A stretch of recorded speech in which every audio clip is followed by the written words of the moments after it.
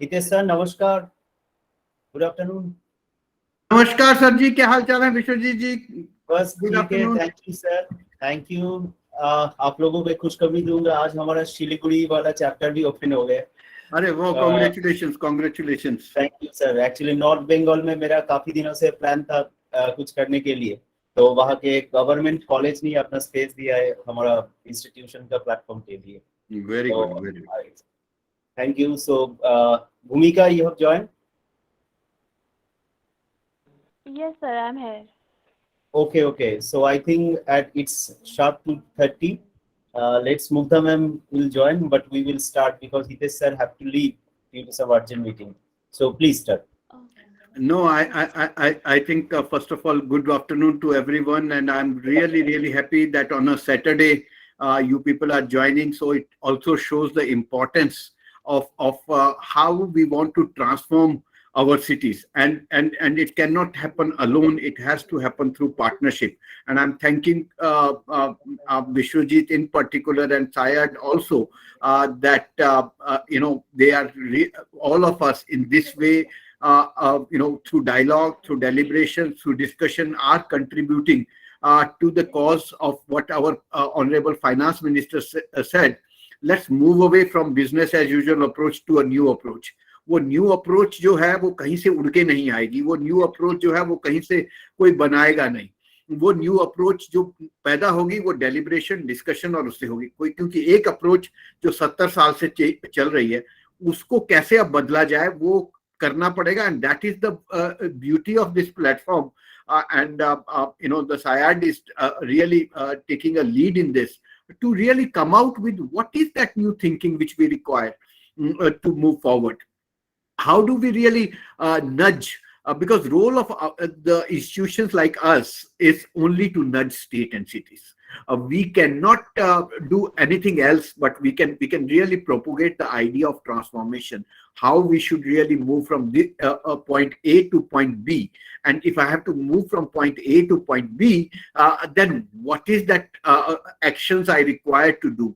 And I think it also required for us to really step back and start thinking the directions which we have is based on evidence. So the data becomes a very, very crucial. While the data is one thing, is we also need to look at scale, because our scale is not only small urban local, our scale is 4,000 urban local bodies. So whatever we do, how do we scale it up to, so that everybody knows and everybody is on the same platform? And I think technologies make a big change for really moving and nudging, and so that we can capture a huge scale at the same time. So that's where we are, all of us struggling. And I'll tell you, the way we are talking about the issues of climate change, the issue of data management, the issues of inclusivity, the definition of a city as an engine of economic growth has to be redefined now, because cities, only one engine will not be able to run the city. We need two more engines to really run the city, and these two engines are going to be engine of sustainability and engines of inclusiveness.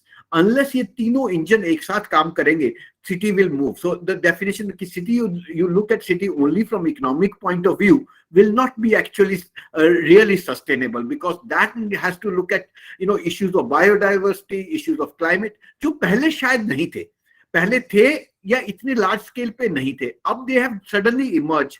The way I was yesterday in one of the corporation, and the key speaker said that the planet is collapsing. Now, if planet is collapsing, which is a very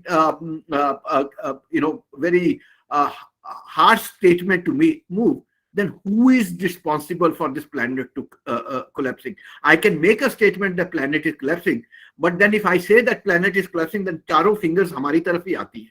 There is nobody else to do it. Either the planning fraternity has failed, either the our environmentalist and decision maker has failed, or collectively we all have failed to nurture things. So now I think there is nothing can be undone or do. There is an opportunity always to look forward, move forward. And it's a good point that we have realized that we are not doing this. And I'm very happy that we have Mr. Srinivas also over here, who is right now championing two big things. One, he's championing is on a high level committee. He's a part of the high level committee which is thinking about new planning paradigms in the country, and that's what we require as a planner. जो हमने cut copy paste की जो British से सीखा है, उसको कैसे change करें. Second is also a part of the discussion, a group which is looking at a capacity building at large, what type of capacity building we require in the future. So I think, and technology plays both, whether it's a planning issues or whether it's a capacity issues. We need to really redefine our what type of technology, and technology should not be looked at कि मैंने 15 app बना दी, बहुत सुंदर सी app बना दी, और app जो है आपको यहाँ से यहाँ कर देगी. Because app has become another big scam. I'll say that, because we are saying app, because unless the behaviors change, the mindset change, the people change, and that has to be 5 broad areas which I think we need to do, and technology has to play a role in these 5 areas. One is, how do we, if whatever we do, what is the contextual research? What is the evidence on the ground on which we are doing? Second is, how do we really bring a training of existing practitioners? How do we scale up? And the scale up should not be only metropolitan city के commissioners को training कर दिया. We have to go in the last body, and the commissioner there, who may not be a IS, who may not be a state cadre, who is a accountant promoted as a executive officer. और जब तक उसकी language में हम बात नहीं करेंगे, our language has to take that language. So the technology has to play a big way of how do we convert ये ग्लोबल जो ज्ञान है, SDG, सस्टेनेबल, उसको हम लोकल में कैसे करें, वो लैंग्वेज को टेक्नोलॉजी कैसे करेंगे. That's the second area. Third, we all talk about convergence, and that's the biggest challenge to happen. So I think technology is the only factor which can bring this convergence together, and putting data together, because convergence on its own will not happen. I and Srinivas ji, we both are working on the same platform, but we never converge. I'm also doing a master planning. He's there, but neither हम दोनों एक दूसरे से दोस्त हैं, इसलिए हम मिलके बात कर लेते हैं. But as an institutional, we are not converging. I talk in my own paradigm. He's talking on his paradigm. Same thing, he's doing a high level planning committee, which is talking about planning. आज की date में maximum planners को कोई higher कर रहा है, even including 4 big PwC, EY and all the companies. Maximum planners are hired by NIUA. We know what are the pain points, where they are lacking, what is the challenge we are facing, what is the gap, but we don't talk to each other. So that's where we need to really start thinking, how do we bring as a break this siloed approach and bring convergence? And I think technology plays a big role in it. And last thing is, we all have a huge knowledge base. ऐसा नहीं है कि India में काम नहीं हो रहा है, हमने सबने काम किया है। 35 साल में ये बोले कि हम आज ही नया हो रहा है, नहीं है।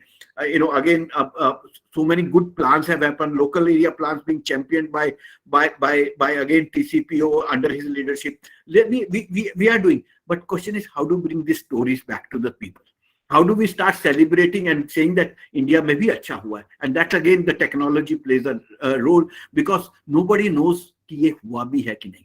हमारे again, we have done so many good things in the thing, but we are very harsh on telling our own story to others.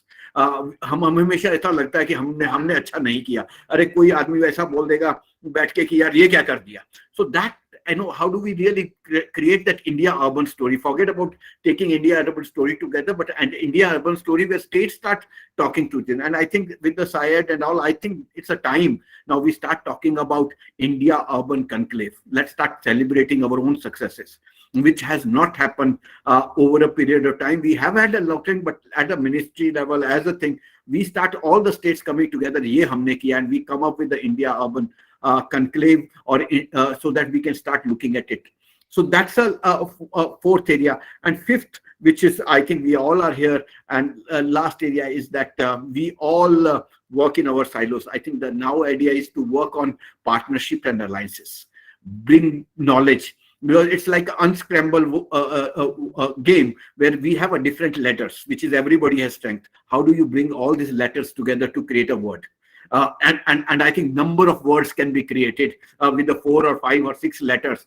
And we have so many partners together. Even we bring them together and create so beautiful words which are talking to each other. I think that's the beauty of this platform. And I thank again the SAIARD to organize this type of a conference, because this new thinking, which can contribute to these 2 big committees, which unfortunately we are having Mr. Srinivas here, and he is able to join us. Thanks to him, particularly, if we can contribute actions to him, that's the beauty, that somewhere हमने जो बोला वो आके वहां पहुंचेगा. And that we should use that opportunity and be as a selfish that whatever we get out of this conference can have a policy proceedings of this conference. While they are thinking of different perspective in the planning, technology also becomes that thinking कि अगर सब कुछ करना है तो technology के ऊपर भी थिंकिंग करनी है, टेक्नोलॉजी के ऊपर भी करना है, टेक्नोलॉजी को भी रीडिफाइन करना है. So with that, I thank all of you to again joining us for this conference, and NIUA is really proud and happy to be a part of this discussion. And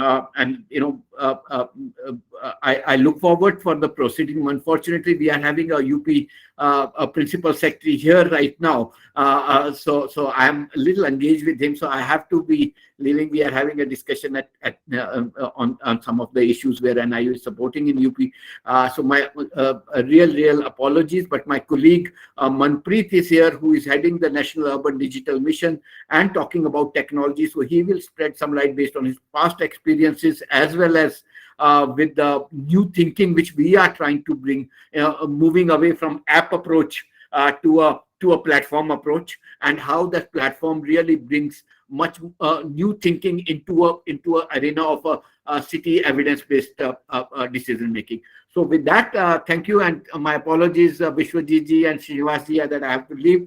But thanks, and hope I made some sense to the deliberation and discussion. Thank you. Thank you, sir.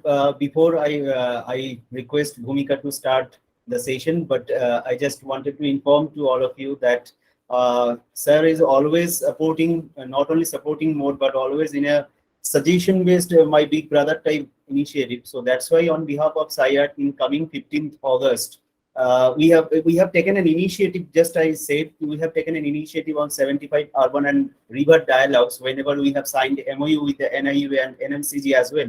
So, sir, you will be happy to know that this dialogue is not stand only in 75 numbers, but it is over 130. So, in various issues. And in this Independence Day, we are going to start or launch two centers under SAIARD, that is the Eastern Center for Urban Development. And I acknowledged Mr. Hitesh Vaidya for the initiation, for the giving the idea of this center. And on others part is the Center for River Affairs. First time we are going to launch as river related centers in association with NMCG for doing collaborative research work and academic capacity building programs as well. So on 15th August, I will also request to all of you, please join. I will share the link to all of you. It will be officially launched, and Hitesh sir will launch the Eastern Center for Urban Development. Thank you, sir. Thank you for giving your valuable time. Yeah, Bhumika, please.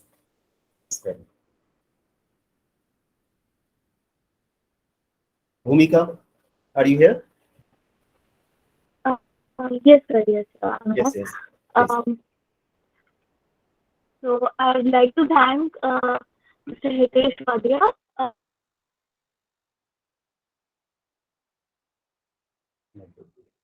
Is to know that Mr. Hitesh Vadia is the Director of National Institute of Urban Affairs in India and has more than 20 years of broad-based experience in urban development, implementation, for the United Nations African Agency International Development, that is SAIARD. He has influence Bhumika, your network issues. urban development. Yes, I think there is some network issues in your side. Your voice is breaking actually.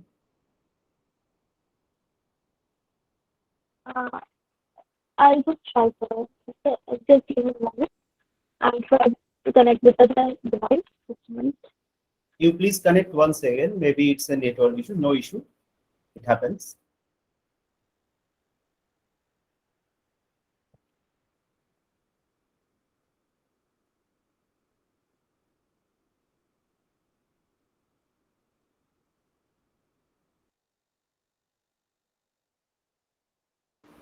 Mugdha ma'am, are you here?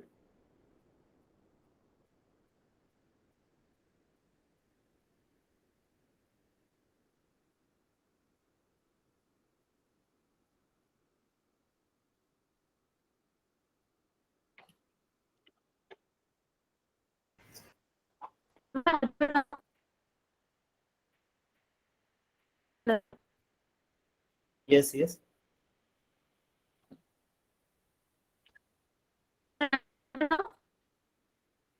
Your voice is breaking still. So anyway, Bhumika, let me start. So first of all, on behalf of South Asian Institute for Advanced Research and Development, SAIARD, and I heartily welcome to all the resource persons, those who have joined for this brainstorming session, that is the Connecting Geospatial Technology to redefine the city administration and public utility services. On behalf of SAIARD, I firstly welcome and giving my sincere thanks to Mr. Hitesh Vaidya, the director of NIUA, for giving the permission for collaboration of this for this brainstorming session. Also, I would like to share my sincere thanks to Mr. Srinivas sir from MOHUA, Ministry of Housing and Urban Affairs, and Mr. Manpreet Singh from NIUA, and especially Dr. Partho Sharathi Roy, former director of ISRO, and also he's right now our advisor, our team, and also Mr. Saurabh Rai, the global head in GIS and analytics and strategic initiatives of Tech Mahindra, for joining with us in this session. And also we are looking forward for the joining of Srimati Mugdha Sinha ma'am, IS, of Science Technology Department, Secretary of Science Technology Department, Government of Rajasthan, for maybe she's busy in some meeting, but we will start continuing our discussion with Dr. Partho Sharathi Roy.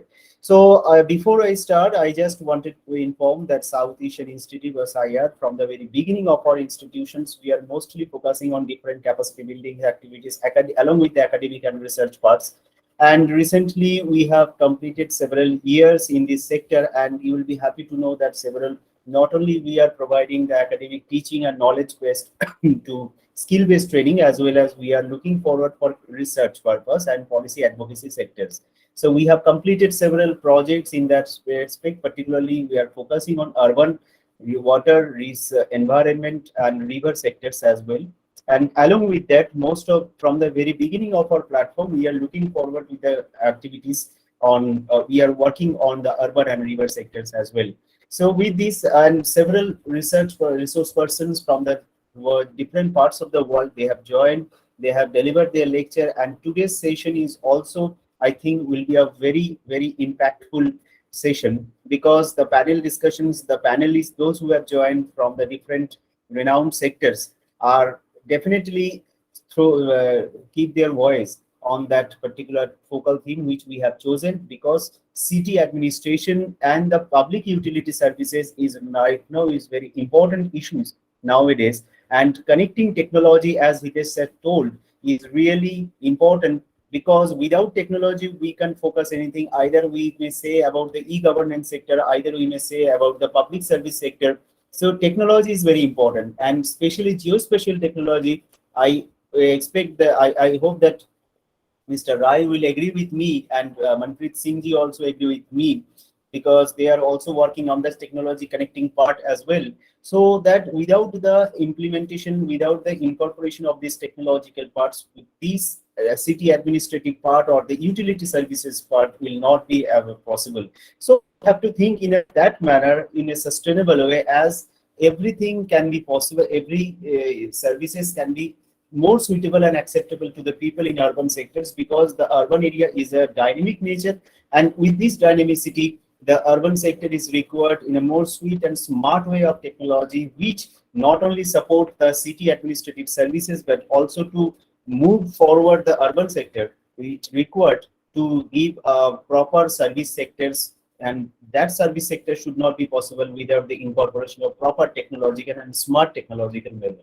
So with this, once again, I thanks to all of you, and I will happy if Mugdha ma'am will not be able to join, but then I will directly request to Dr. Partha Sharuti Roy sir, Honorable former Director of ISRO and Senior Research Fellow of WRI India, as well as he is the advisor board member of South Asian IIGST, our another GIS remote sensing platform. So though Mr. Roy, Saurabh Rai is also our advisory board member. So there are two advisory board members, but they are in their positions in a significant way. So I request to Dr. Roy to start this today's session, panel discussion session. Before that, I just wanted to inform, I just wanted to know, Mugdha ma'am, are you here? Because I could not say. Okay, I think she's not be able to join still now. So, sir, Dr. Roy, please. Yeah, very good afternoon, Vishwajit. I think SAIRD has been doing excellent work, especially in capacity building in the field of these important areas. I am very happy that this particular panel is joined by very distinguished speakers. Sri R. Srinivas, belong to TCPO, is a key person, and probably the nationally the planning of town and country planning is done by them. We also have a chief program officer from National Urban Digital Mission, and Saurabh Rai, who represents the industry. Now, these three people, they are from the, they will be a main resource persons. Before I hand over the platform to Srinivas, I would like to mention few things, important point, to set the tone of that discussion. And basically, we all know that urbanization in the developing country like India is a major issue, and the presently we have something like about 35% of the area is under the urban area. But the way things are growing, it is expected, World Bank has forecasted by 2030, the urban area of India will be around 41%. And so the country's landscape will be dominated by urban landscape. Now, one way it is a good, because the most of the focus in the facilities, the urban amenities will be available, but at the same time, it poses a challenge for all of us. The creation of local governance system, making available the finances, incorporating the modern planning approaches, bringing in technologies so that we are efficient, and also give citizen services which are expired by the different strata of the society. There are some initiative of the government, and it's a quite commendable initiative under the Atal Mission of Rejuvenation. I'm sure the panelists will talk about it.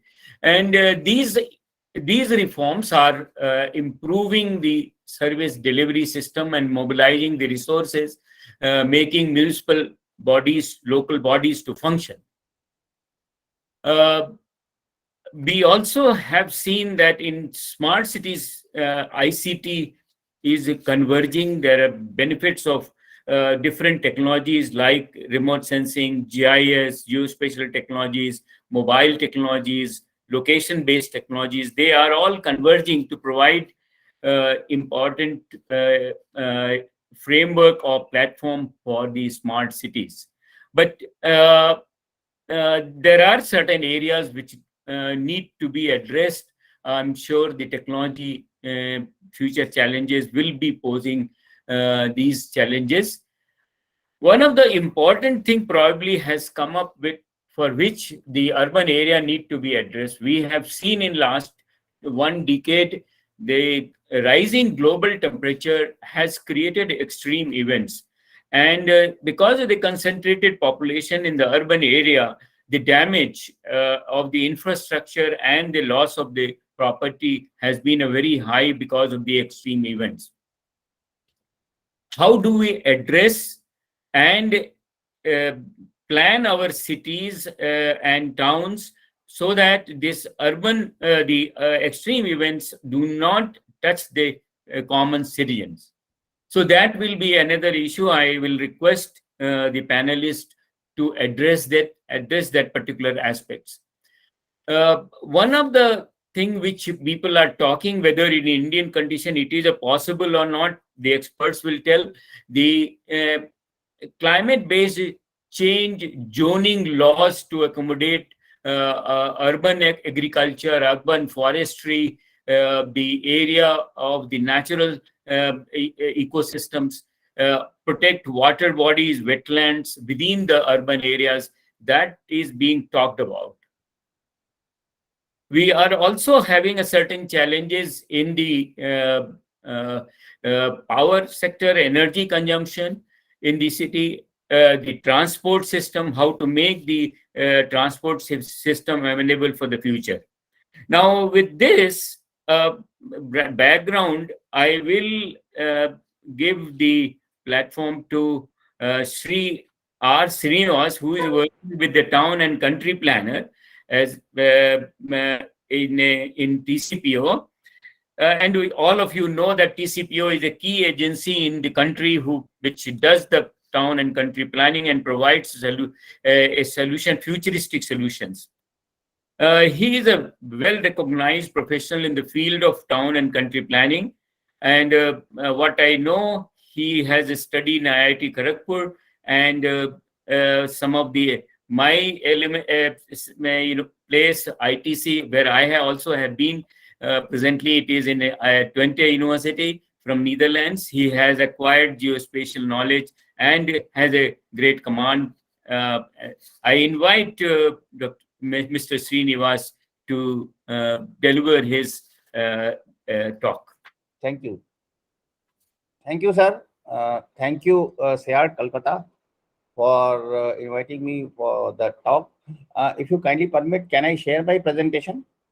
Please, please. Let me briefly tell about my presentation. It is basically pertaining to online bidding permission system, and the way online bidding permission system has been implemented. It has got direct bearing to the use of technology and benefiting to the citizens. So what we call it as Aam Aadmi. Let me share my presentation.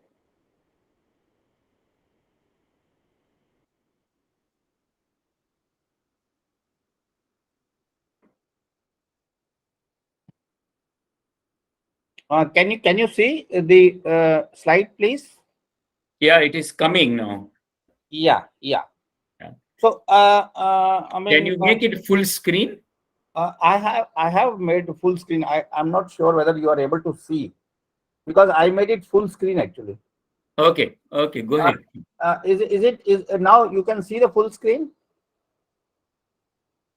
Okay, I think you go ahead. It's a readable. There is no issue. Okay. I think there is some problem. I don't know. There might be a software problem, but typically, if you talk about, real estate project, a number of clearance are required. And let me tell you, prior to 2014, World Bank, has been coming out with the doing business report, wherein they rank, all the nations in different verticals. And as per the, World Bank doing business report guidelines, we have been given the domain of construction permit.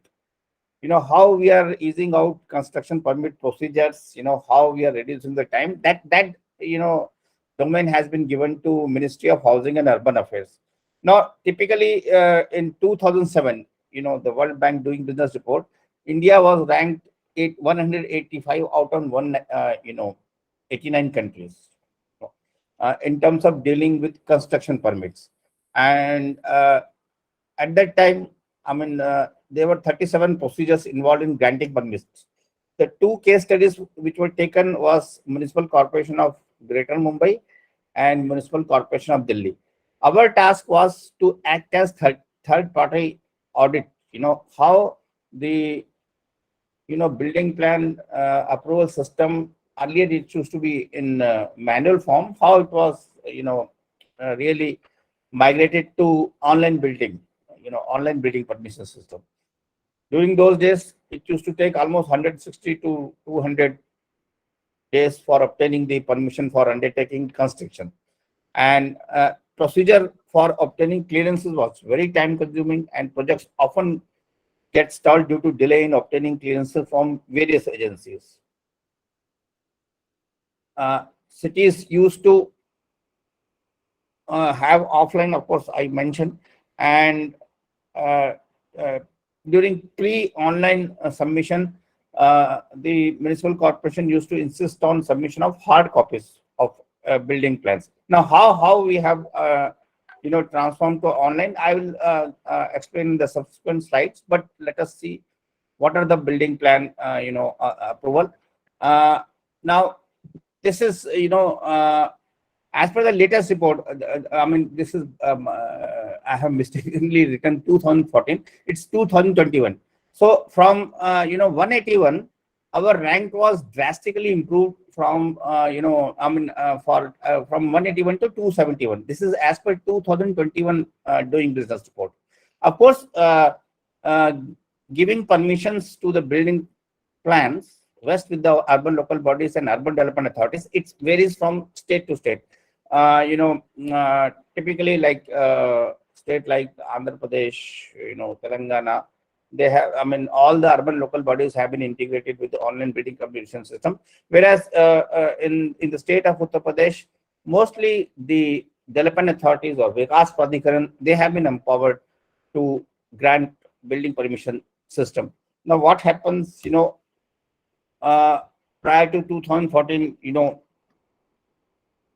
there used to be a lot of time, consumed for obtaining the permissions, and that's natural. If your permissions gets delayed, so it will lead to delay in construction, and of course, It will also lead to price escalation. And also, the real estate has to, it's a dynamic, what you say, urban development or urban planning, it's a dynamic entity. So it may have impact, once projects gets delayed, there'll be a lot of, implications. Now, of course, real estate construction projects play a catalytic role in fulfilling the need and demand for housing for various classes. And everybody knows, how real estate sector actually contributes to the, GDP, and has got a multiplier effect in an economy with the potential to support allied sectors, like steel, cement, construction materials, architectural services. I have already mentioned, I will not repeat. Now it is that, building plan, building permission system, it has to, facilitate the developers, how you are going to encourage the construction activities. If you have streamlined your, approval system, definitely it will facilitate, the builders, the real estate developers to come up with the, more and more projects. And also, we can overcome the housing shortages. And that's what, it started, actual work started from 2014 onwards, wherein Honorable Prime Minister, vision was that we should rank in the top 10. But the journey to migrate from manual system to online has been very, it's quite challenging, and we have to make a lot of efforts. Of course, we acted as, from Town and Country Planning Organization, Ministry of Housing and Affairs, we acted as, third-party audit, and we were responsible to monitor the progress of implementation of all online building permit system. Two case studies, Municipal Corporation of Mumbai and Delhi. Now, what are the components typically, building plan approvals? You need to have, once you go for application, you need to have land title, clear-cut land title, khasra number, land subdivision information has to be there. Property registration. Without property registration, the system may not read, unless you give the reference of your, typically in Municipal Corporation of Mumbai, they call it as a property card. So there has to be a referencing, of your land registration.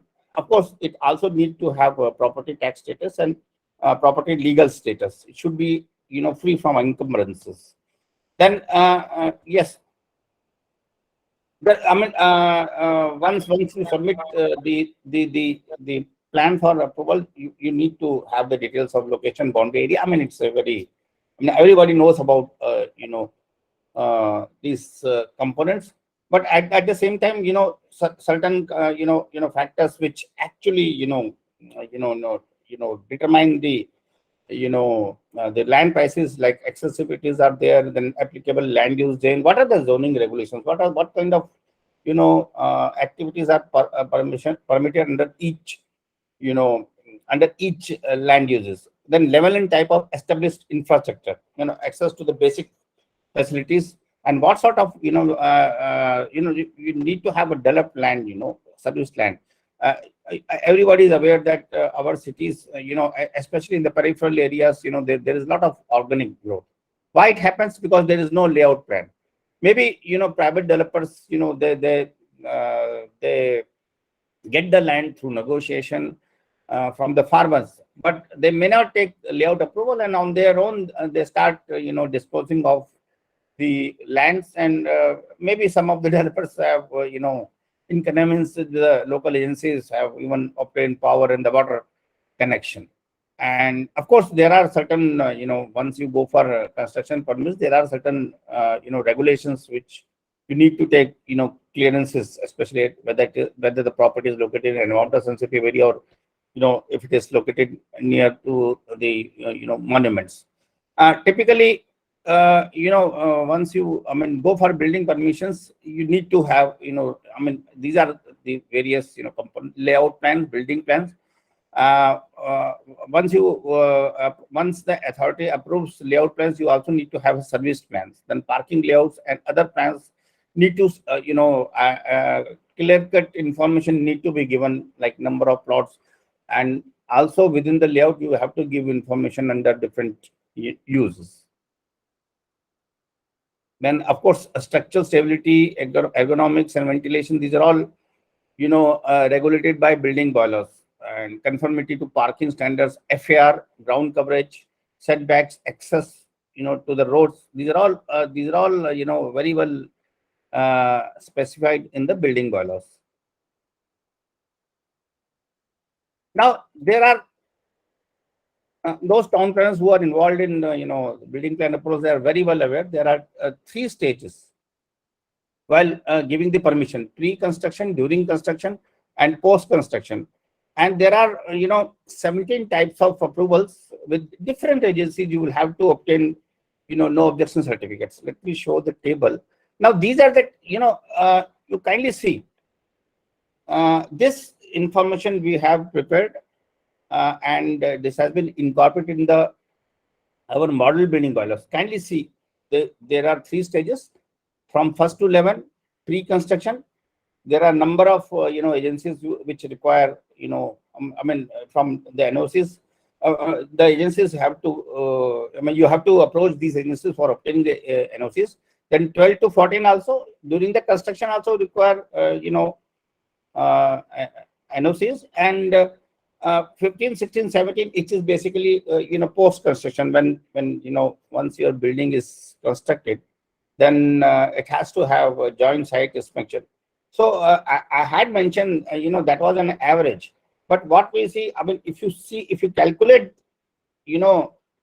prior to the manual, prior to the online submission, almost it used to take 1 year to get all the clearances. But model building bylaws, we had actually indicated that the time taken for obtaining the clearances as well as approvals can be drastically reduced once you totally migrate to online building permission system.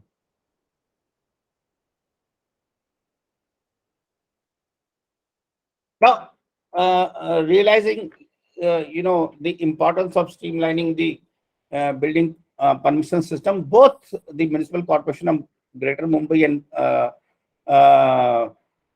Delhi, they have totally introduced the single window system. They have got a dashboard. They have got a dedicated website.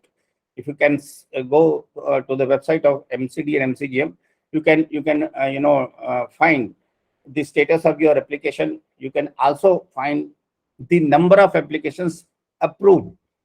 A number of applications approved through the online building permission system. Then, of course, both the cities have totally migrated to the OBPS, online building permission system.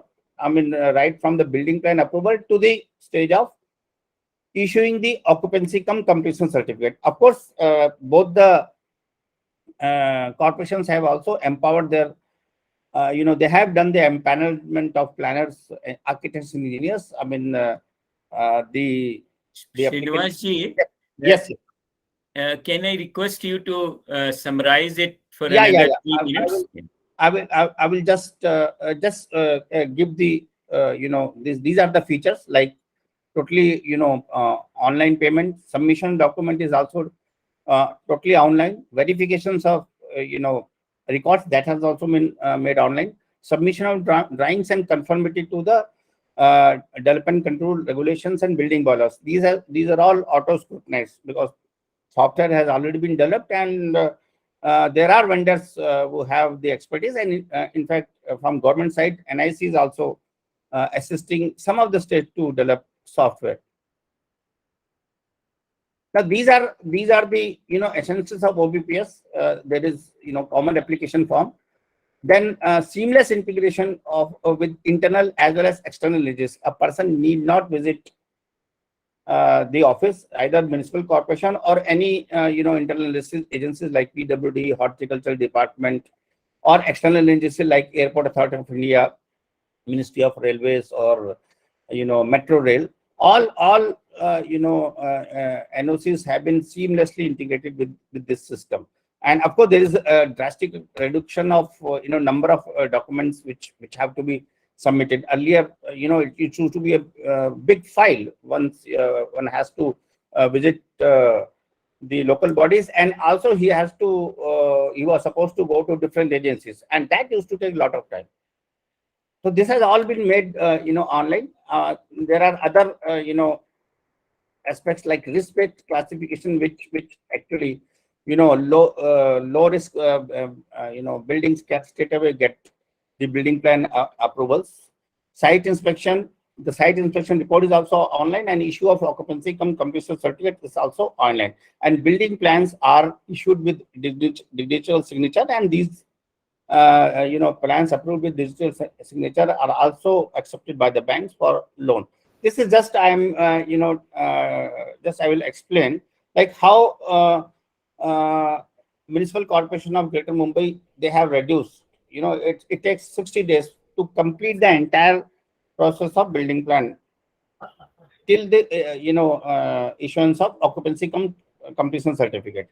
So this is the example of Delhi. They have also incorporated all the elements, like right from submission of common application form up till the stage of occupancy, issuance of occupancy completion certificate. So Delhi also, now what they have done, within 22 days, they issue occupancy completion certificate. Within 15 days, once your building gets constructed, the inspection is carried out, and it's a joint inspection wherein at the same time all the agencies will come and give the reports. Within 7 days, the application gets processed, and in 22 days you get the occupancy completion certificate. This has been totally streamlined. Now, what has been the way forward? Taking into the success, taking into the consideration the fact that both the municipal corporations have proactively implementing the OBPS. Now the latest data about the statute counts is around 4,802. You must be aware that as per census, it was 4041 in 2011, but based on the information submitted, we have 4,802 statutory towns. Out of this, 2,447 towns, they have actually started the online building permission system, but it is not at par with the MCGM and MCD. It takes a little bit time, and out of 36 states, 100% OBPS. Around 17 states, they have totally implemented the online building permission system. All these states, they have integrated all the urban local bodies to a common portal wherein applicant can file the application anywhere, wherever he is. And some of the states are also upgrading their software.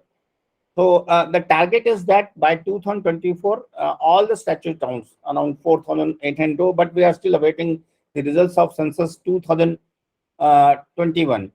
So I hope it may be around 5,000 towns, but all the statutory towns, there is a target that they will be covered by online building permission system. So thanks. I will conclude my presentation here, and there are certain questions. I will be glad to give the replies. Thank you, Srinivas. Definitely will come back if there are any questions. You have highlighted very well the online building permission protocol, which is being developed in different states, and you also gave some examples of 2 cities in Bombay and New Delhi. You brought out how the technology can improve the city administration and also enhance the building plans in the city. The theme is basically is a connecting emerging technologies to redefine city administration and utility services.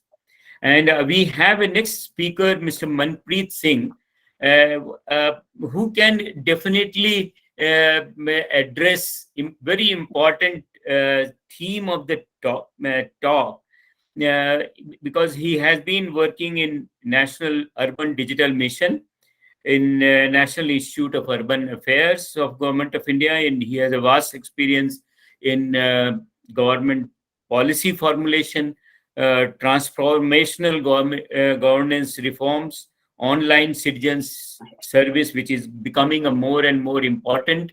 Mr. Srinivas also highlighted those things, and dashboard governance and IT program management And these are some of the areas where Mr. Manpreet Singh ji has worked. I will request you make a presentation for 10 minutes. Again, we can come back if there's time left. Right. Manpreet Singh ji. Yeah. Audible, Vishnu? Yes, yes, yes. Thanks, Parthaji. Thanks a lot. And it was wonderful to be part of this audience and listening to you.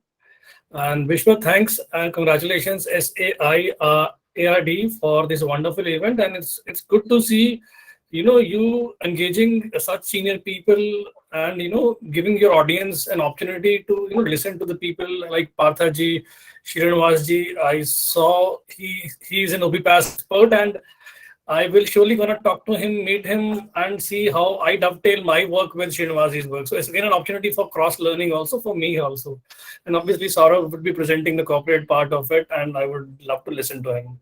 So Ministry of Housing and Urban Affairs, Government of India, they had initiated this initiative called National Urban Digital Mission for a larger work that we need to collaborate. As Government of India, we need to collaborate with states to make all municipal services online for the citizens. We as a country are talking about ease of living. Ease of living means citizens are happy with the government services. They're able to access it from their homes. They don't have to pay any bribe, corruption. They get all the outputs sitting at their homes. So that's the ease of living. And biggest enabler for ease of living would surely be technology, which is the core of today's discussion. Before I talk about technology, I'll talk about before technology, our country needs is process and procedural reforms. Any service, you talked about utility services, water billing, all these services. The process procedure for a citizen to apply for a utility service has to be simplified to the best. That a citizen doesn't submit any document, he submits maybe a small form, small information piece, gets his utility service in hours. In case he's not able to get it, there should be reforms around. States have defined timelines. They have Statutory Act on Right to Service, Public Guarantee Act, and then finally government top office, CM office monitoring from a dashboard. Typically the ease of living perspective. So procedural reforms are very, very important. Second place, I would say people part, capacity needs to be built at a city level, state level, and at our level also, at a national level also. We need to build capacities that people understand reforms, process, technology, and overall, procedural things. So capacity is for sure the need of the hour. And then monitoring at a higher level, at a PMO level or at a CMO level in states, the monitoring is the most important.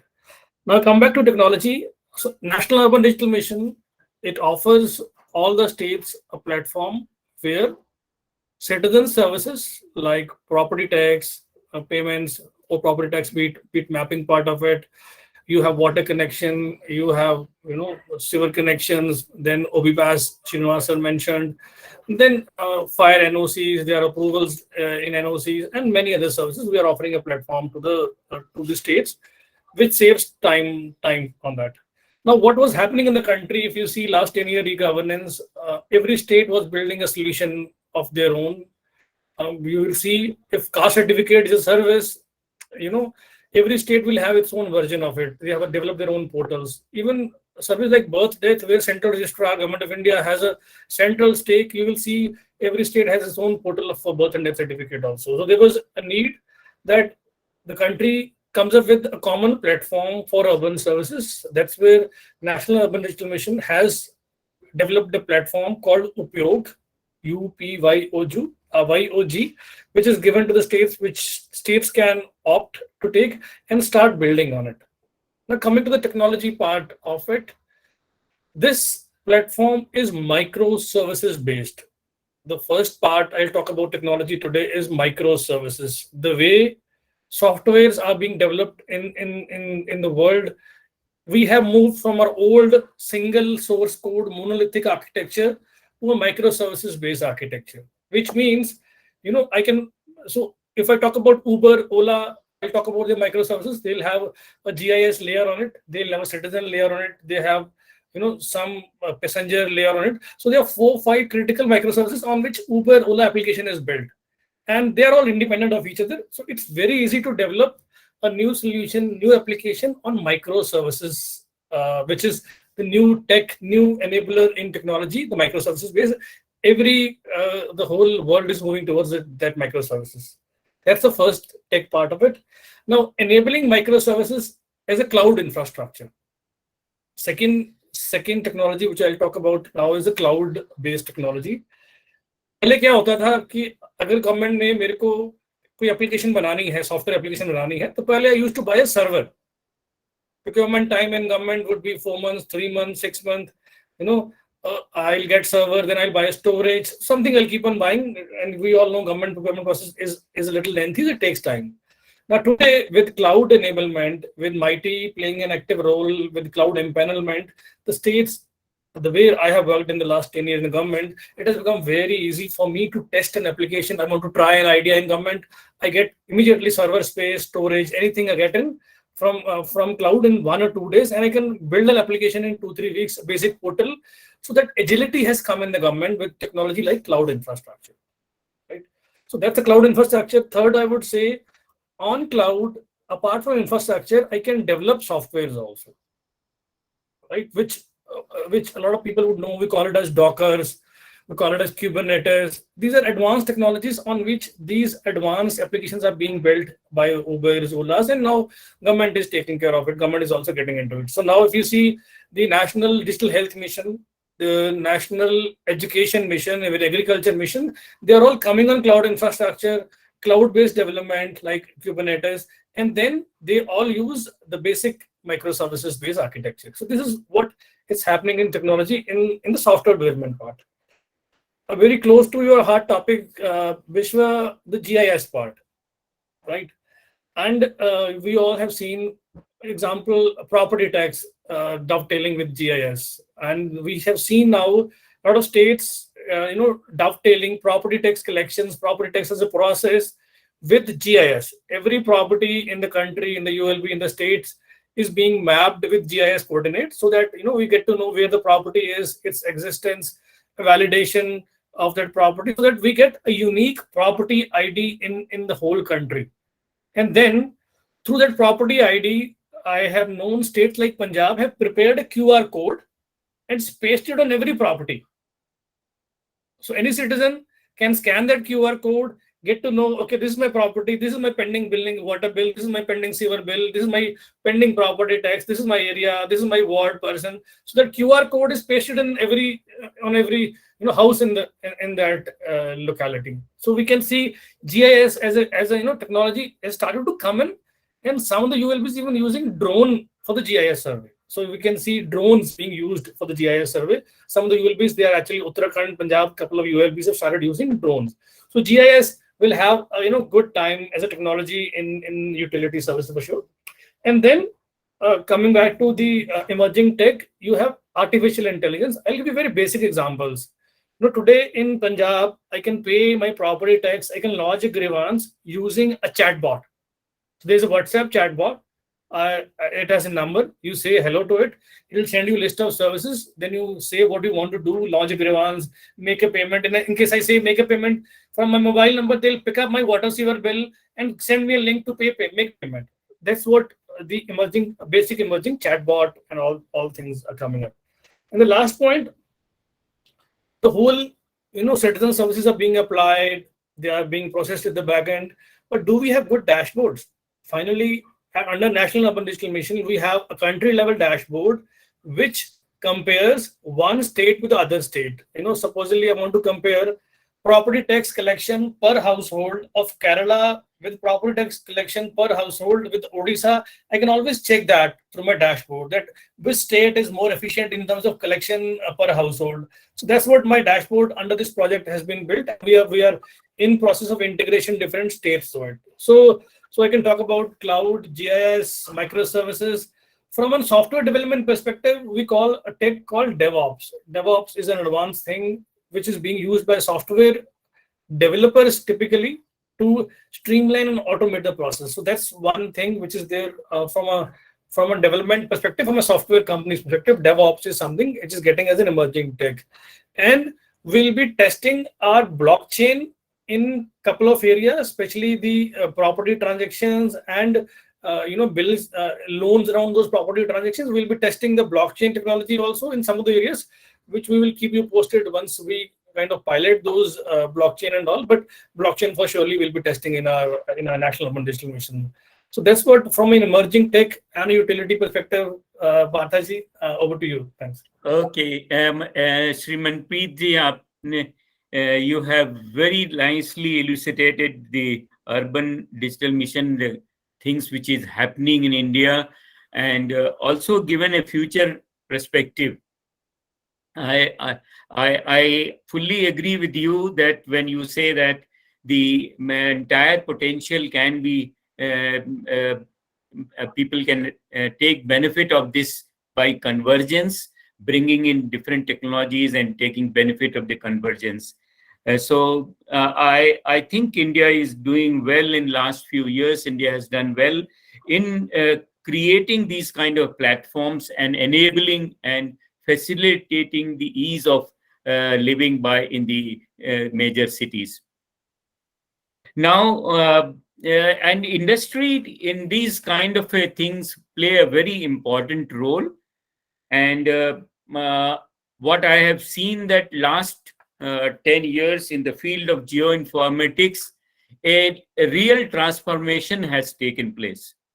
2 years back, Government of India has also facilitated this by announcing new geoinformatic policy and making lot of government data available to the open community for adding value by the industry.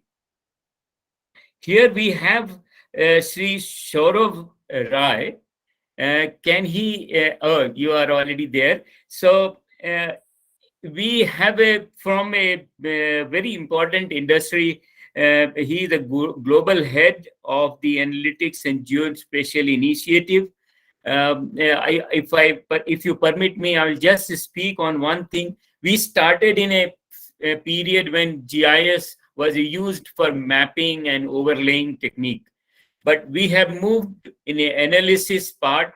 Today, it is basically knowledge integration in GIS.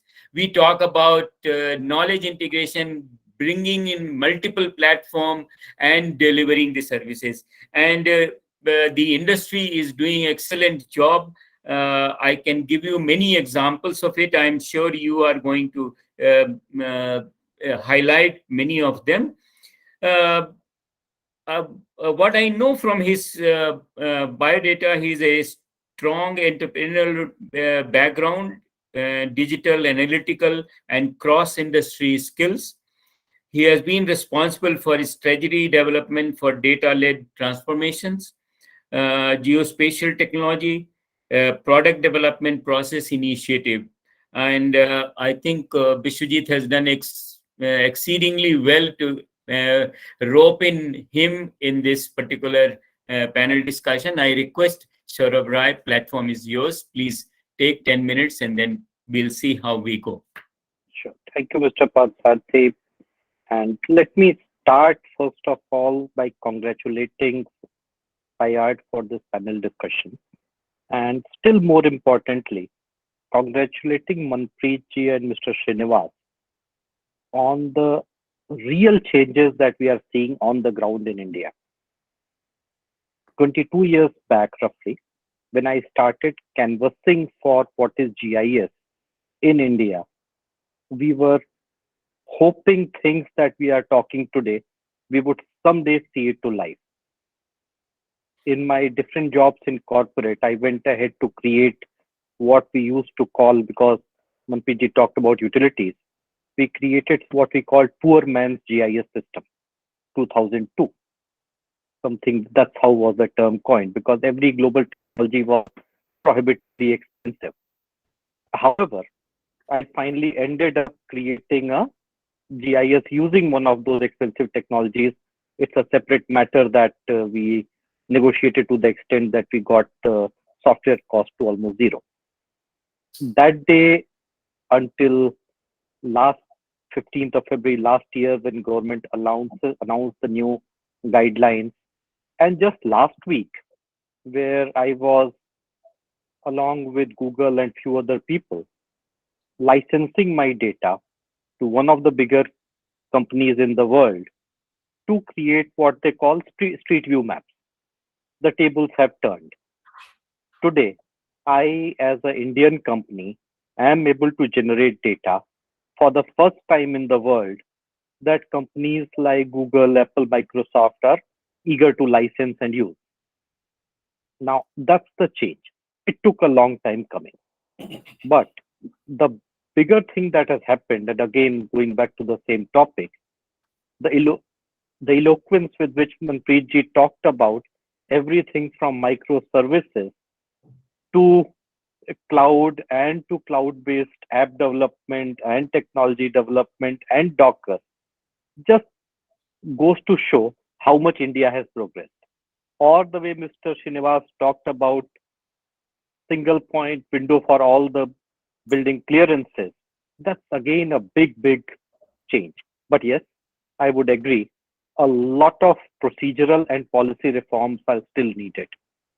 A lot of user experience reforms are needed. Silliest of things, but if somebody does not know how to change their photograph from 5 MB to 2 MB, 90% of these sites, he will have to go to a support center to pay 20 rupees, 100 rupees, and still the middleman come at work. Otherwise, your photograph will not be uploaded. So the whole user experience, and I'm not shy of saying again, and maybe someday I will raise this with NIC. I mean, why does every government email ID does not have an @? Why does it have to be, if you look at any email ID of NIC, it will have a alphabetical @. Now, so there is still a vast gap to cover, but the progress has been great. So what I will do here, slightly change tracks, and if maybe 5-7 minutes, I will take you through the need not just for GIS, but also as now what I have started coining digital cities. So having worked, and sir, you said that I'm a jack of many trades. So yes, I have done city development, and most recently, I was talking to a very futuristic city developer called NIUA in Saudi Arabia. Their vision of cities of a totally different level. You get into that city, the city knows what you want. Of course, they want money from you, but what services you get back in return for that money is also city knows. So allow me to just share my screen, take 5-7 minutes to talk about what I see is the digital city of today and digital city of future, and then we can open up the discussion. So let me try sharing my screen, sir. And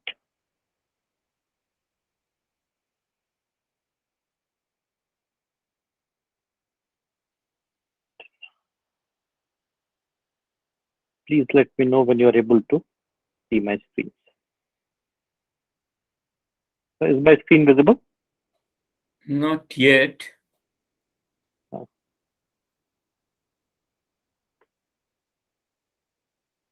Okay.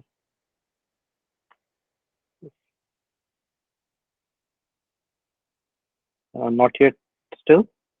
No, there will be a bottom, there will be a box which shows a arrow. Yeah. That's what I'm using, sir. That's what. Okay, share, dismiss. Okay. Can you see my screen now, sir?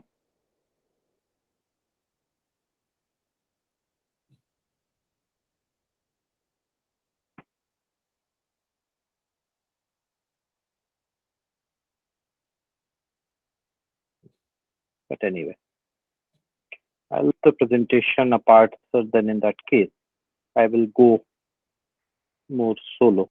If you can just let me know, sir, if you can see my screen or not. I'm using my. Okay. If you can close your slide again, open it, and then share it. One try you can give, and then close the slide, and then open the slide, and then share it. Okay.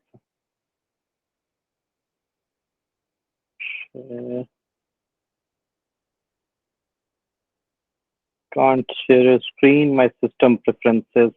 So, pardon me, my Okay.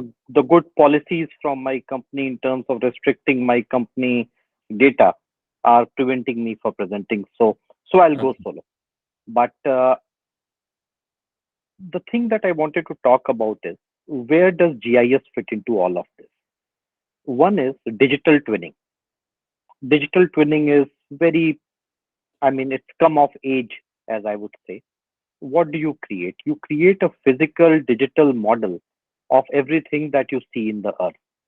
Now, initially it was 10 meters resolution, then 1 meter resolution, and we said, great, 30 centimeter as Maxar provides today, 1 meter as ISRO satellites provide, and centimeter or millimeter as drones or physical. Now, what do you do with all of this? Let's start from the planning purposes. Right from at the planning stage, if we are able to create digital twins of the cities, whether it is the matter of water logging, whether it is matter of drainage, whether it is matter of sewerage, if we are talking about disaster management, if we are talking about route planning, if we are talking about utility network planning, or even if we are talking about a 5G tower planning, all of them become much, much more easy. That is one. The second thing about digital city, location, the address. We talked about address. We have digital cities or we have digital twins of the cities. In India, finding address of in cities is difficult. Finding addresses of your chucks and talukas and your small land pockets in villages is still more difficult. Is there a way that using these digital twinnings, we can identify, and I just heard about the barcode system that Punjab has done, which is fascinating. Now we need something of very similar nature to be done that goes beyond cities and even to the villages into our agricultural and rural land pocket. Because if you look at as a country, 40 to 50% of all our litigations are around land issues. And if we can just identify land boundaries, maybe half of them will solve for itself. That is the second scenario. The third thing, the whole distribution mechanism is very, very inefficient. Whether we talk of petrol pumps, whether we talk of ration shops, whether we talk of PDS, whether we talk of even the planning of different activities. It's governed by variety of interests. Now, those interests will always remain. However, when you have a visible digital twin of the city in front of you, no legislator or corporator or executive can deny that all the development in city has happened in one part and is not happening on the other part. That is the third thing that I would say comes from digital twinning of the cities. The fourth thing, so one, I talked of planning. Second, I talked of some benefit. Now let me talk of execution. Small little things like permissions for road digging. Now they take endless amount of time for any contractor. It's a big business, not just in India, but everywhere in the world. You want to do digging for an electricity pole, 10 days later you will see some other gas company will come try and dig the same street, and every time there will be a relaying of the pitching of the road. A lot of public money goes waste, time goes waste, inconvenience starts. GIS or digital twinning is an easy solution for this. That's the next part I would say in the country, especially for our country. Let's talk of citizen services. Again, if we know where is the cluster of population, we know what is the average household size, we can always create public services distribution or the supply chain accordingly. That's another big planning and execution area. The opportunities are just immense. I mean, largely unknown, but we at Tech Mahindra have been part of 4-5 smart city developments in India.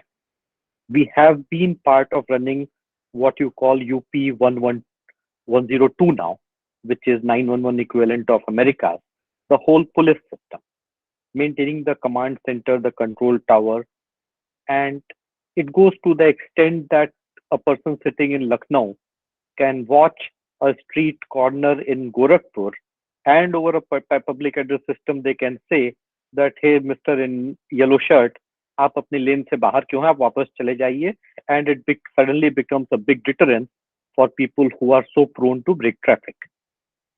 Those kind of command centers have been established. But good as it may, ये चीजें अभी पूरे देश में नहीं फैली हैं. They are only in pocket. They are there in certain states, in certain and other things. मैं अभी अपना लैपटॉप शेयर नहीं कर सका, मैं अपना presentation for technology reasons. And when we come to technology, this becomes the bigger challenge, rather the biggest challenge. Being a technologist, if I did not plan for this particular laptop using Google Meet to share my own presentation, just imagine the plight of somebody in the government trying to solve for variety of these use cases and deciding कि मुझे ESRI लेना है कि Autodesk लेना है कि Bentley लेना है, and I don't know कि कल को ये सिस्टम मेरे इमरजेंसी रिस्पॉन्स सिस्टम के साथ काम करेगा या नहीं, मेरे प्लानिंग सिस्टम के साथ काम करेगा नहीं, या मेरी यूटिलिटी कंपनी अगर इस डेटा को रीयूज करना चाहे तो कर पाएगी या नहीं. Now that integration needs to be thought through, not just at a state level but at a central level. कुछ standardizations करने पड़ेंगे if you really want to use the technology, and if you want to make it fungible, if you want to make it easy. That way, you will not do the same development 20 times in 20 states and maybe 4,000 times in 4,000 cities. You make it once and you reuse it to 20 cities if there is a level of standardization. And slowly, that is one of my requests to all the administrators and planners here on the call. So start thinking in terms of standardization. So start thinking in terms of standardization on cloud. And by all means, give work to Indian companies or make in India. That's perfectly okay. Indian companies can make those things. But make it standard, make it usable, GIS, microservices, Docker, any technologies that we want to use. Bring some standardization, bring reusability, encourage reusability. It will reduce the time of these applications up and running. 2, it will immensely reduce the cost. And 3, it will give a lot of potential for cross learning and improvement of our services throughout the country. So I take a pause here and offer the floor back to you, Parth. Thank you, Saurabh ji. I think for an excellent talk, especially very minutely, you have flagged the issues which digital cities, a conceptual thing which you have proposed and what people should take care of. I hope you will be present there. I see a lot of youngsters are here. We can give for few youngsters if they have a burning question, can they ask? Srinivas ji is also there. So I think Manpreet has left us, but Srinivas ji and Saurabh ji, you all bring in lot of experience and knowledge. So it will be great value if any youngster or anybody wants to ask any question. They can raise hand and we ask question.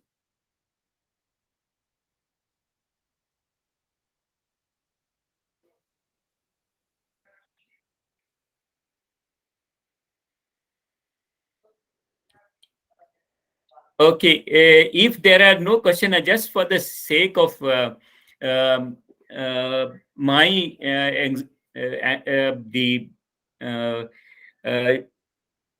whatever I have seen in the coming literature, the cities people are talking now, especially IPCC also has brought out in the climate change scenario.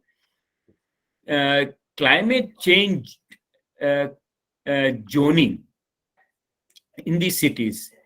this concept, how you think that is there any plan on town and country planning to assimilate some of these aspects in big cities, create certain areas for urban agriculture, urban forestry, Yes, yes, or water bodies, yes. creating a safe haven for the wetlands, not reclaiming them?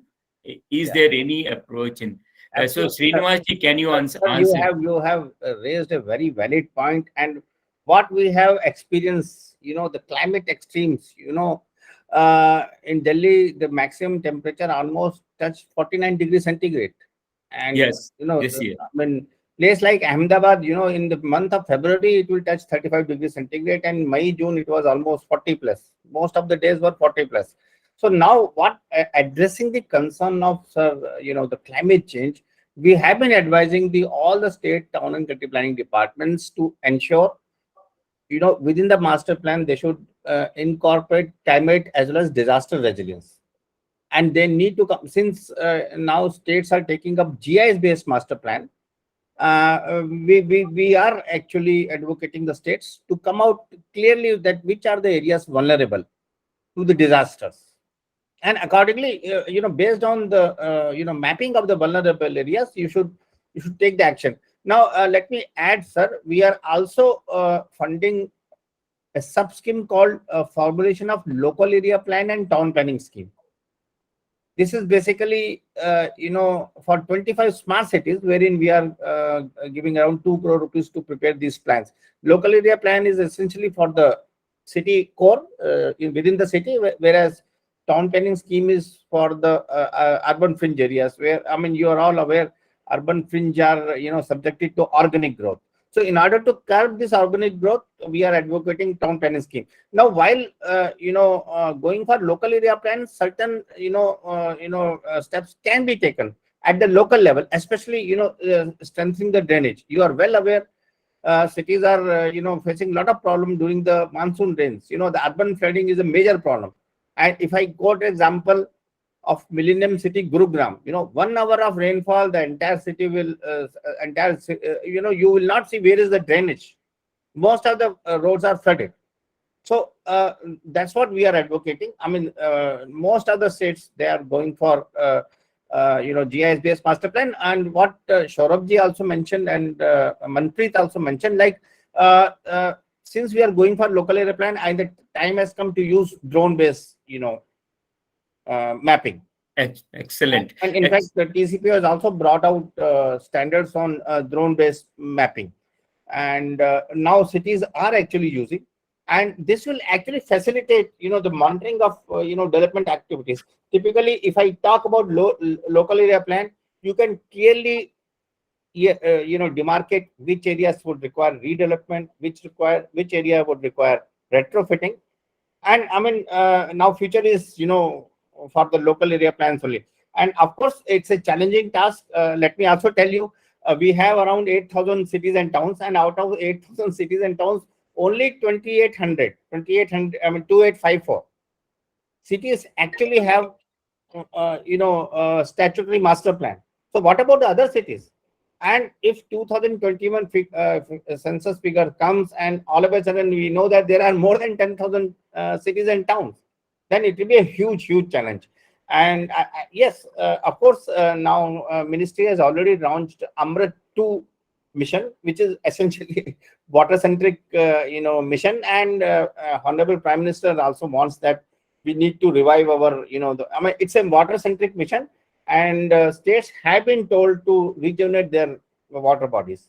And of course, technology will be there. We will be using drone technology. We will be coming up layer of mapping through GIS applications. Okay, great. I think thank you very much for giving your insight on this. Saurabhji, I was thinking of asking you, presentation. See, there is a lot of technological advancement has taken place. If you see in a satellite remote sensing from aerial platform, now drones, UAVs, and even ground-based sensors Yeah.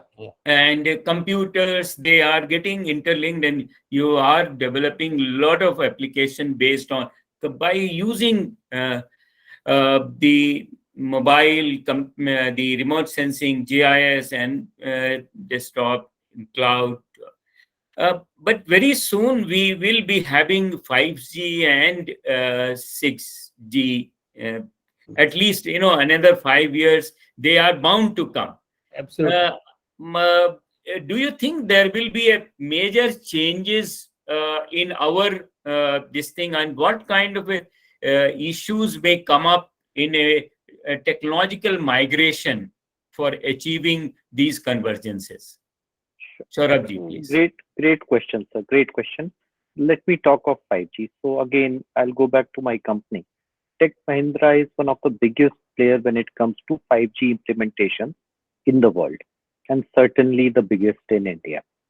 Now, so we have been deliberating the changes from different aspects. One example, I'll pick up what Srinivas just said. See, you do not necessarily always need to use GIS. You don't need drone. I'll give you an example. This camera that is sitting in most cities of Uttar Pradesh, Yeah. which is the street camera, Yes. it also captures flooding. Yeah. It also shows me that on 23rd of July, when it rained in Gorakhpur, this particular street was over flooded. Now, if there was a mechanism and a way to capture that, you do not necessarily need a drone. Of course, you need a drone for a different reason, Yeah. designing your drainage and getting. So the convergence of these data, especially the image data, the sensor data, is needed. Now, what 5G is going to do is fasten this convergence for simple reason. More data will be available, better speeds will be available in hand of people. You can do a lot of crowdsourcing of information through these sensors. And once all this gets integrated and utilized properly, using artificial intelligence and machine learning, a lot of insights can be generated. I mean, so many, almost most of the devices these days have cameras, and a lot of camera-based information can be found transferred using 5G. That is one big thing. Now, in what it will replace is, may not replace, but what it will really augment is mobility part of it, and minimize the need for cables in area where laying cable is difficult or has not been laid already. Saves again precious time, money, effort for the government. That's the second part. The third part that 5G is going to do is, so there are companies already. I was speaking in US month and a half back Yes. on behalf of government of India. What a couple of companies were there. What they are doing is taking this data from mobile, taking data from car, taking data from autonomous sensors, taking data even from the entry into malls, and through proper geolocation are saying at what point in time where are the crowds going, where are the people going, and through the crowd movement pattern they are defining what are the roads and directions to take, and variety of other applications that you can imagine and you can use. Now, once all this data becomes near real time available to you through 5G, these real time applications will find a lot of opportunities to be enabled in India. And that's perhaps my first take, that yes, so far the planning and response were reactive. Now we can do slightly more proactive, or at least just in time responses. Okay. I will just one supplementary question I have. Is there any issue of migration of it? Because you have a lot of background data.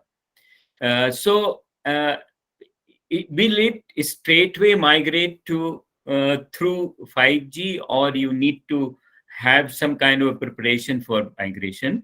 Second question is it that 5G will have a special kind of applications where new opportunities can be created? I mean, just can you give your expert opinion. Answer is an and, not an or. So yes, data will be migrated. Depends what kind of data. So 5G is nothing but a carrier. You see, it doesn't interfere in terms of what data, what kind of data. So long as it was able to pass through fiber, it was able to pass through 4G, 3G, it will pass through 5G. Not a problem at all, but at a higher speed with low latency. So data transfer, data migration will not be a problem. The challenge that is going to be is a totally new set of equipment will be there. The propagation of 5G bandwidth, the ultimate cost of using a 5G.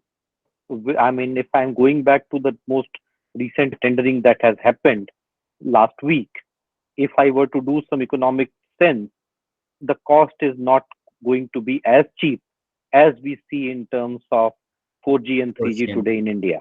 Yeah. So the cost of running these operations, the economics will be a question, but I guess more and more people start using it, it will become cost effective is how I see. But one more interesting aspect that is coming up is private 5G networks. Because the government has allowed, you will see a lot of corporate, lot of housing societies even, or defense using that private 5G, setting up their own equipment. So the scenario will become something like cable companies of 10 years back. Saurabh Rai decides to create a 5G and has the money in his own sector in Noida. He creates a private 5G and it starts competing with everybody and borrows the network from some established player. Even so, those things will bring innovation, will cut costs, but a lot remains to be seen, and it will be the market dynamics that will determine the actual price of 5G, and the price will determine the usage. And in fact, Saurabhji, we have been the part of Department of Telecommunication, one of the committee on 5G small cell.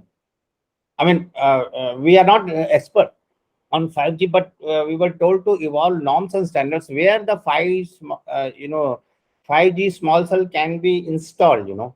I mean, it's a kind of a it's a size of UPS, and it can be installed even on the pole.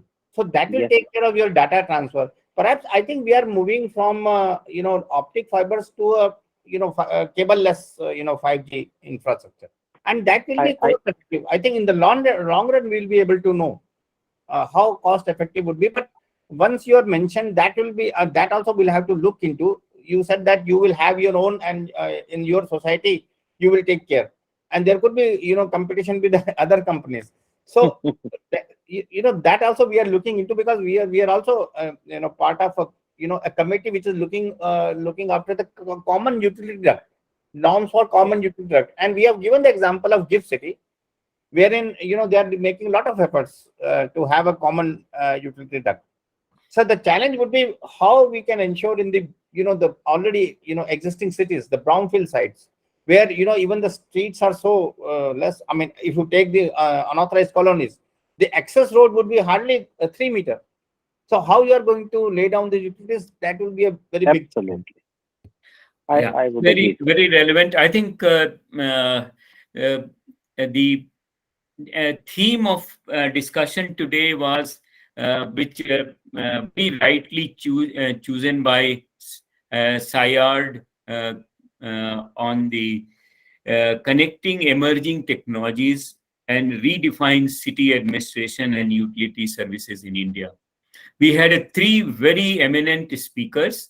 Mr. Srinivas from leading organization in the country, TCPO, Mr. Manpreet Singh, who is fully dedicated in urban digital mission, and then from the industry, Mr. Saurabh Rai. I think this combination is an excellent combination, which brought, actually, I must compliment Vishwajit for this, selecting a panel and bringing in common platform and organizing this particular thing. Few bullet points which has emerged, that India is in last few years has done exceedingly well in building the platforms which facilitate ease of life in the cities. Yes. There are many futuristic programs which has been envisaged by digital missions, and government policies have helped to create an environment for the industry to add value in it. Industry has played is taken this particular opportunity very positively, and created excellent example in recent years. And I see that the kind of a scenario is there. If it is encouraged, the India is going to move forward with a kind of a requirement where the cities will be a kind of a example for better living, for better environment, and better facilities, eco-friendly solutions. This thing. And with these few words, I will thank Vishwajit and SAIARD for giving me opportunity to have a discussion with these three eminent people. It was my pleasure, and thank you very much for all of you for patient hearing. Thank you. Vishwajit, on Thank you. you, sir. Thank you. First of all, I must thanks to Dr. Roy for conducting this session, and I really appreciate to all the resource persons, to all the speakers for contributing and for sharing their views on the focal theme which we have selected. And I just wanted to inform to all of, I just wanted to just let you inform to all of you that on behalf of SAIARD, especially after the inauguration of the Eastern Center for Urban Development, as Srinivas sir, I recently had talked with regarding this center, and Dr. Roy and Saurabh, abhi to main dada bulata. So Saurabh is also my big brother. So I will be very happy if after the formation of the center, after the launch of this center, if we can meet one virtually, and we can discuss about the functionalities and how we can work together, because I have a interest to develop this center, one kind of institution which will not work in academic sector and research sector, as well as it will be in a capacity building as well as policy advocacy center. So that's why I need your support for your guide, as well as I rather say I need your suggestions and guidance as well, how we can work together. Even Manpreet ji is also working in a very good manner platform in NIUA, and Hitesh ji told about him. So thank you, Manpreet ji, for this wonderful session. And after, I think if we can work, and if we can work together, because from the very beginning we are looking forward not only in focus in academic sector but also in collaboration with the both government and industry sectors. So SAIARD is working from the very beginning in association with the trio model, that is the industry, academia, and government. So most of the cases, I through this model, I must say that we have gained some succeed. We got some succeed from our students are enrolled, are now engaged in several industries as well as government department as an employee. So it will be, I think, work. It will work if we can give some extra input for the development through this center for the development of our student. And once again, I must thank to all the resource persons for this wonderful session. And I request now to Ms. Rupal Shao, ma'am, our urban economics specialist of SAIARD, to give the vote of thanks. And just I would like to say all the participants to share your email ID here. We will share a link in your mail ID. You can share the mail ID in the chat box, as that we can share the feedback link as well as the certificate. Unfortunately, our coordinator today is affected by high fever, so he will send every details in your mail ID. Please share your mail ID here. Rupal ma'am, over to you.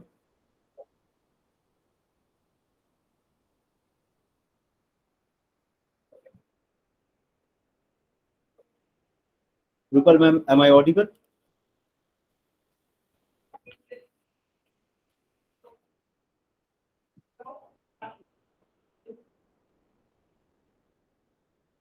Rupal Shah, ma'am, am I audible?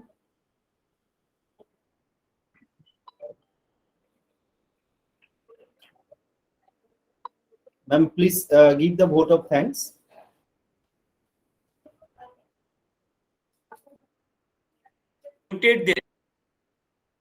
She has muted the speaker. So Rupal has to switch. I mean, if somebody can switch on her mic. We have opened the mic, everybody's. Okay, she faced some issue because there is a raining here.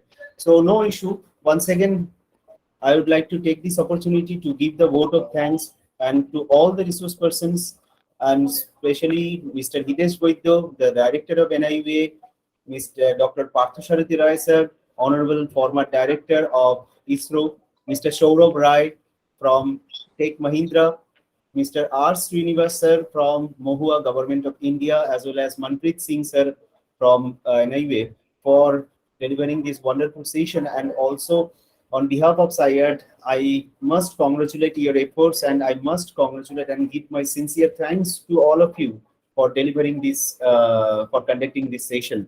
And as I said that technology, and Hitesh sir also told that technology is the incorporating part, integral part of right now for urban sector. So hopefully this discussion will definitely bring some inputs, well, and extra taste on the focal theme of this event, and we will